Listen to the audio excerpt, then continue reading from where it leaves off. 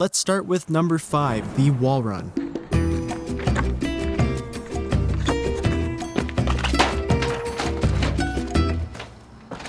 This one happens to be really flashy and practical at the same time, and as the name sounds, almost superhero impossible, but it is very possible and easy to learn. I do this one all the time, and it always gets a wow from people. Before you start hurling yourself at the wall and hoping for the best, first understand what you're trying to accomplish. You're able to transfer your forwards momentum into upwards momentum by using the wall like a ramp. There's a sweet spot that you have to hit on the wall that will propel you upwards instead of going straight into the wall. You can experiment this as it'll vary with different heights from different people. Mine's about hip level, so go up to the wall, give a kick off, and kind of find out where the sweet spot is that'll propel you nice and up the most. And once you understand that, get some speed running into the wall. As you run towards the wall, try to visualize your foot placement on the ground before you have to jump. It can be one problem in many of your attempts at the wall run. If you have a stutter step or mess up on your footing, then it will lead to hitting an improper spot on the wall and you won't propel up.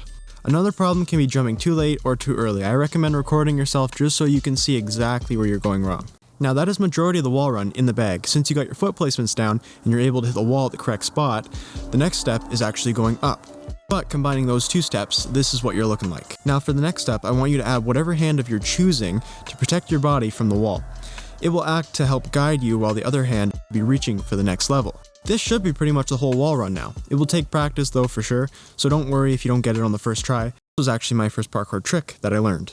And then this leads us to our next trick, the precision jump.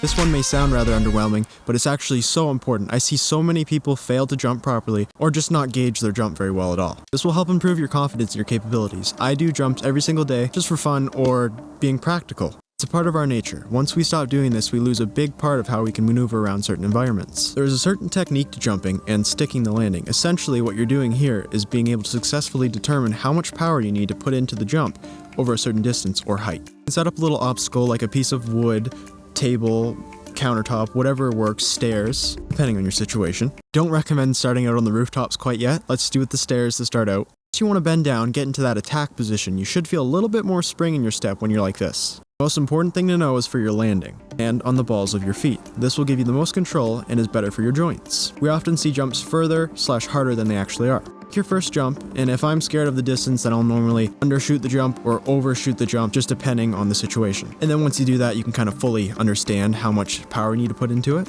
This one isn't a whole lot of technique, as it is just practicing/understanding your jump and distance. Either way, it's an important thing to know, and we're going to move on to number 3 now.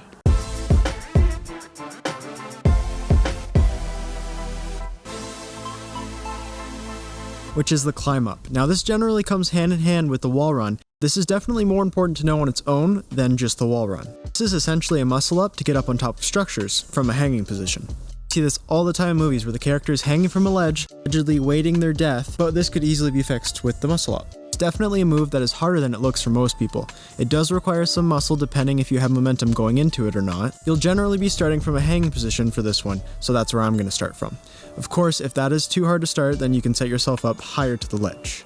While in this hanging position, you want to transition to this next position, and I'm not overly sure what this one is called. Pop up whichever foot you prefer. I personally use my non-dominant foot to get up. This is the position where people normally go wrong and they want to put up their knee, take the easy way out, it would seem. But don't do that, it's going to be bad for your knees and it's going to be a way harder way to get up. It seems rather straightforward, but once again, as you practice this and become aware of what to do, it'll be easier and you can do the harder variants of it, like with no momentum from the low hanging position or just awkward positioning. Now on to number 2.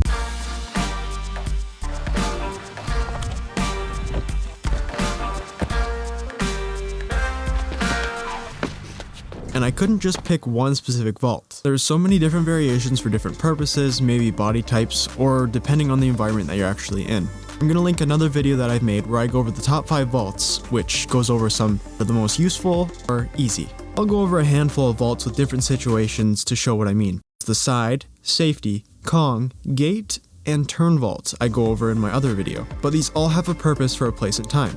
Some are for speed, height, changing position, or minimizing the risk, and flashy appearances, of course. Got a great list over at parkourtheory.com if you want to learn about more. Now, before we get to the most important one, I just want to go over some honorable mentions that I think are great to learn as well. Dive roll. This is a great one when vaults aren't the best option, or without a safe landing. Rather than dispersing impact, this one is for getting over or through things without needing to touch anything. Maybe there's a barbed wire fence or a hole in the wall. This could be the move for that time. Any sort of flips. These are often thought of as just flashy tricks, and while that may be true, it has more uses. For better airworthiness, safer bails, or correcting an over-rotation from a jump or dive. Back roll. This roll is great for falling backwards or even a cool get-up. It can also prevent an unsafe fall, but a move worth mentioning nonetheless. Now, on to our number 1 move.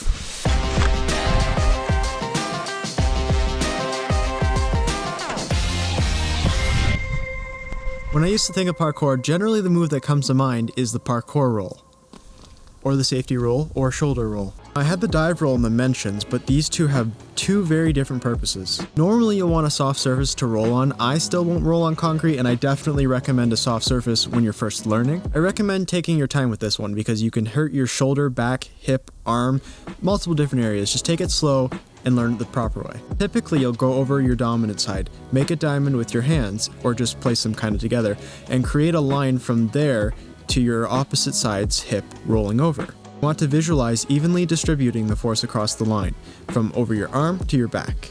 Really slow it down to understand the breakdown. First your hands, then to your arms, over the shoulder, shoulder blade, across the spine, and over your hip to the feet. It might feel kind of clunky at first, just as everything does when you're learning, but as you get over it, you'll get more flowy and you'll start to feel the motion of it. Now once you get over that first rolling motion, of course you gotta get up onto your feet and run out of it. What I do is cross my non-dominant leg down and have my dominant leg go over that one to stand up. Some people don't cross their legs at all, but that's really up to personal preference. As you can see here, I can't do the one without crossing your legs, but as you get this down, you can add a little bit of height or momentum to the roll. All the exact same steps as before, but now you have the constant force pushing you forward and pulling you up. As long as you have the technique down, then the roll should go through effortlessly. That's all for the 5 parkour moves I think everyone should know. Let me know what you thought of this list. It'd be really cool if I helped anybody learn. Let me know down below, and I might feature you in an upcoming video. If you did enjoy this video, be sure to go check out my top 5 vaults if you haven't already, because you'll definitely enjoy that one. But that is going to have to wrap it up for this video, so be sure to like, dislike, comment, criticize, share with your friends, or don't. And I might have to see you in the next video.